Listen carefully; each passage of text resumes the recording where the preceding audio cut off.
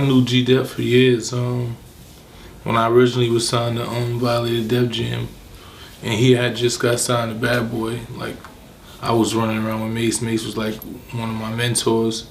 So we all went to the Bahamas, and we spent like 2 weeks out there. You know, we grew like a real bond, freestyle, talked, vibed a lot. You know, so I knew G-Dep for years. He was like pretty close to me. Mace had took me to battle G-Dep. That was how I first met G-Dep. G-Dep was I think he was living in 3333, and Mace was like, yo, kid, I want you to battle. So he took me to the building. We was inside the building, in the middle of just back and forth, you know what I'm saying? We just grew a respect for each other from so there. You guys actually battled? Yeah. Who won? I mean, if you ask me, I'm gonna say I won, you know. This is what, you know. Was it close? No, he was dope. So, you know, I was like, yo, he's dope. But, you know, I think I pretty much edged a little bit, but he was definitely dope. Did you notice that he had a problem with drugs back then?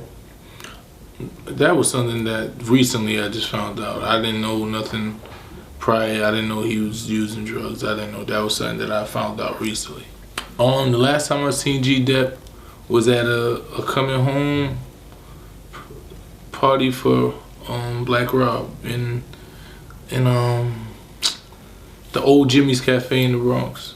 He was in there. I mean, I had heard he was using drugs, you know, and seeing him there, it was like he seemed like he was probably, you know, he was probably using at that point. I mean, how did he look at that time? Did he look like he was down and out?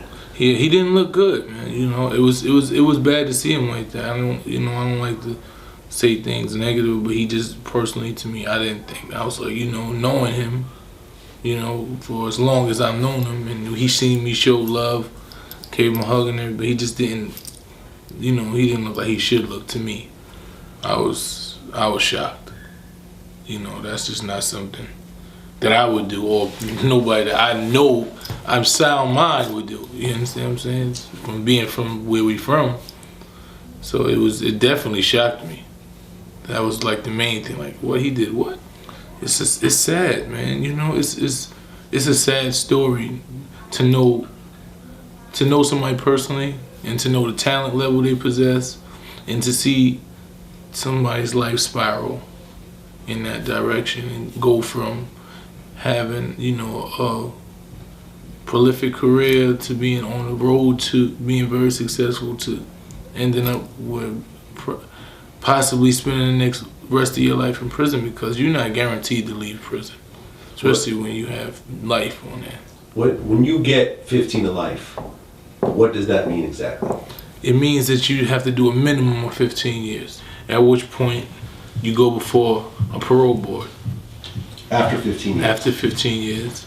And then they have the option of letting you go or giving you more time. Normally when you do a 15-year bid on a murder case or violent cases, they normally don't allow you to go home for the first couple of boards. He could have got way more than that. You know, so they looked at the situation and said, you know, he probably wasn't in his right mind. He's definitely been on drugs, you know. She's trying to support his habit, like, you know, they were lenient. That's pretty much the minimum when you get convicted of murder, you know. To get convicted, he was found guilty at trial. So that's definitely.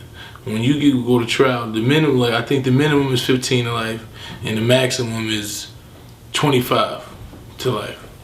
Or whatever they deem fair, you know. So I think he definitely got a court advantage just to be able to do 15 on a conviction on a murder case. So he got off easy? Definitely.